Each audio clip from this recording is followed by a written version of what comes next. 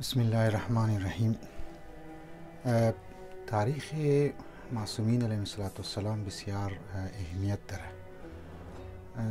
انسان ها در زندگی خو که زندگی مونه، یعنی یک نکته را باید مد نظر داشته باشه و اینه که زندگی بار بار ملاو نموشه و باید از زندگی های دیگه عبرت بگیره، از زندگی های دیگه سبق بگیره.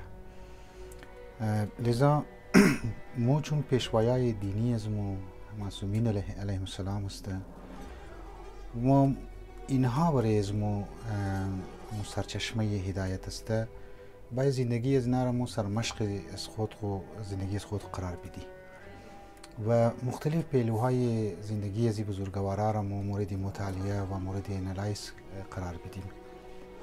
از امام علی علیه السلام بگر که جنگ جمل بود، جنگ صفین بود، جنگ نهروان بود، صلح امام حسن علیه السلام که معاویه لعنت الله علیه، کربلا واقعیش که خب برحال دربارهش زیاد گفتگو شده و مطالب بیان شده، لیکن او تر که باید بیان میشد تبالا بیان نشده.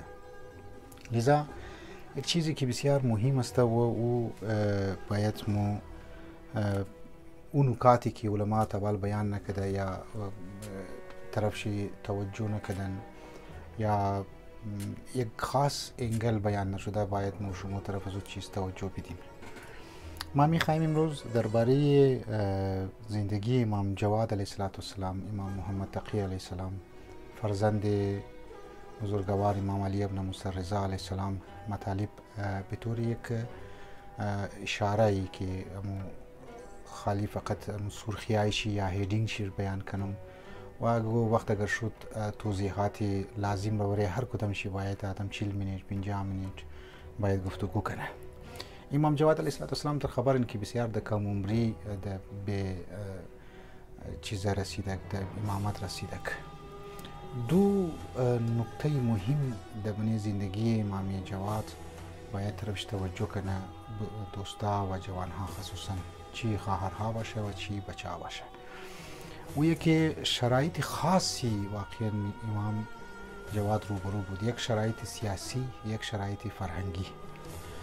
شرایط سیاسی بود که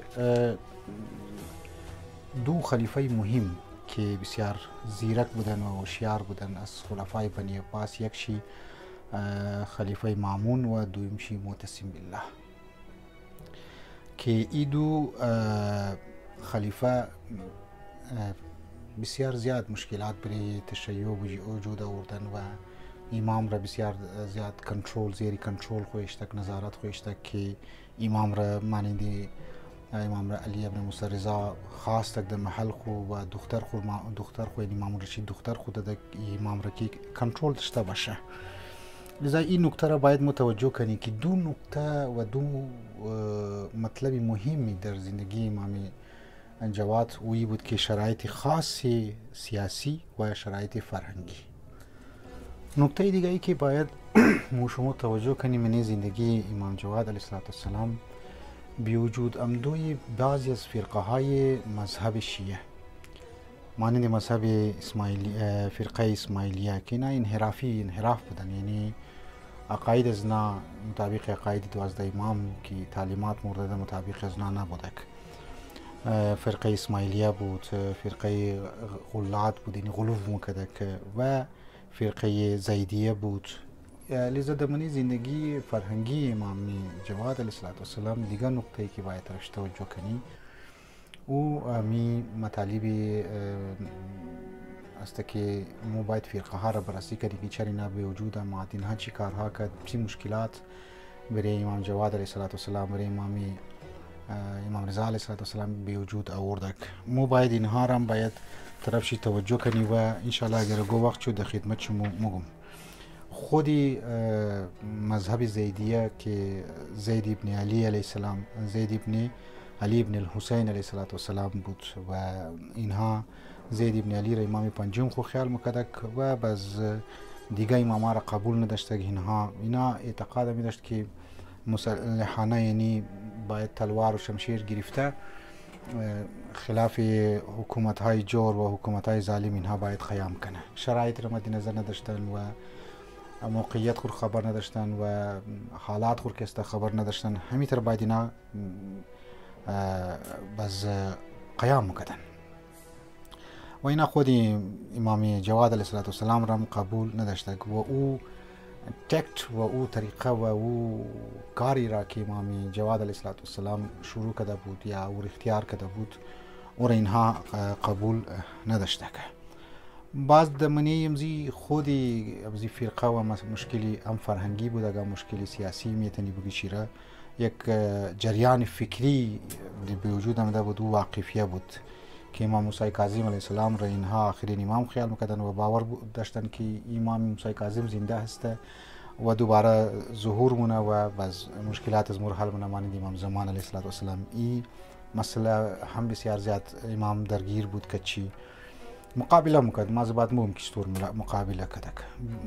باز یک مسئله یک فرقه معتزله بود که مسئله اینا عقل گرا بودن، تمام چیز امو منابع شناخت احکام اسلامی اینا عقل معیار قرار میدادن.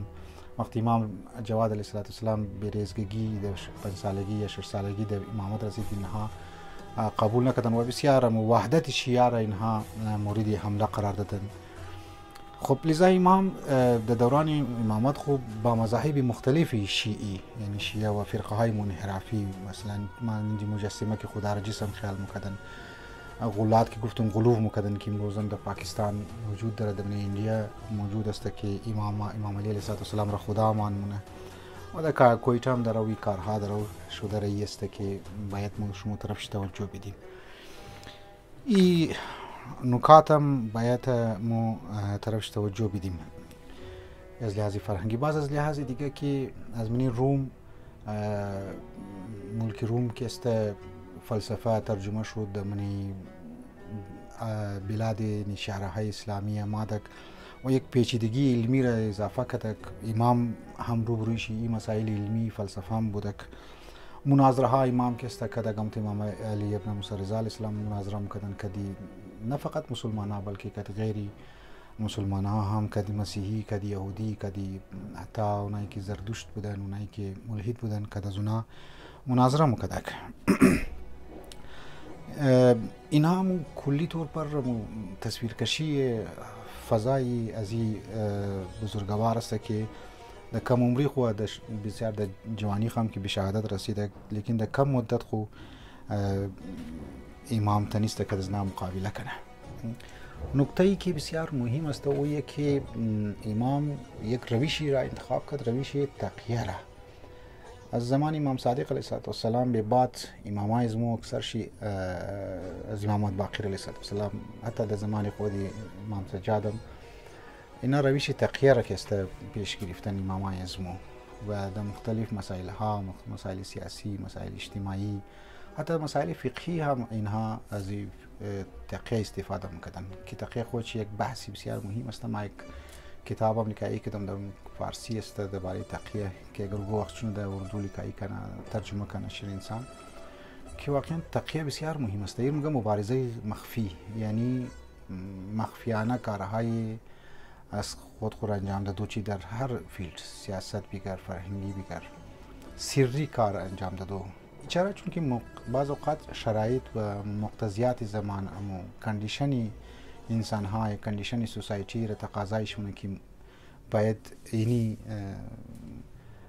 رخ را باید اختیار کنه یا اینی تکت را انتخاب کنه یا یک استراتژی خاصی داشته باشه نسبت به کارهای فرهنگی خو، سیاسی خو، اجتماعی خو.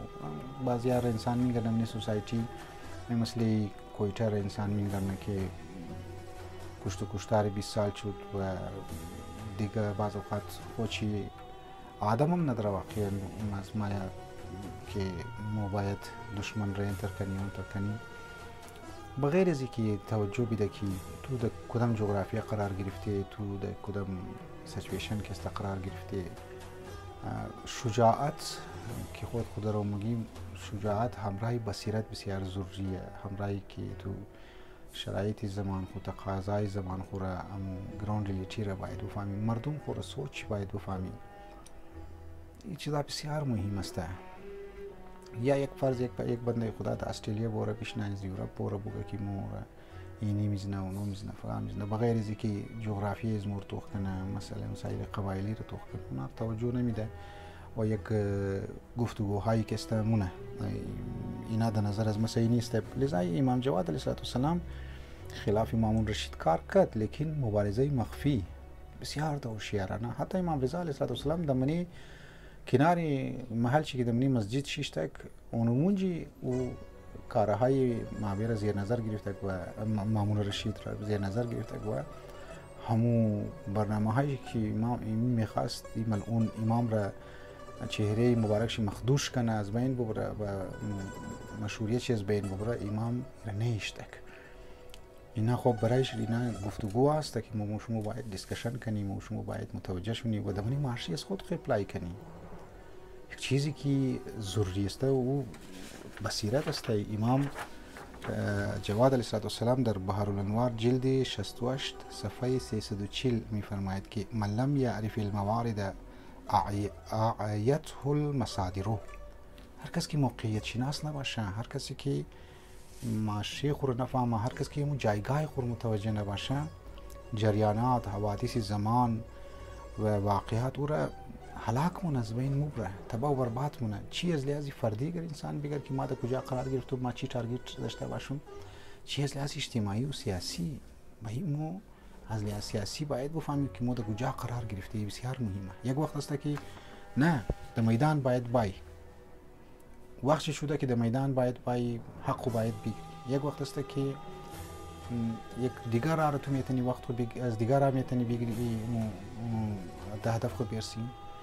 مردم خور بچاو کنی از کشت و کشتار، مردم خور حفظ کنی از کشت و کشتار و مردم خور ببری طرف ایژوکیشن، طرف تعلیم، طرف ترقی که است باید ببری. این depend on the condition of society, on the circumstances of society. اتمسفری معاشی تو چی میگه، سوسایتی تو چی میگه، تو رو باید طرفش توجه کنی.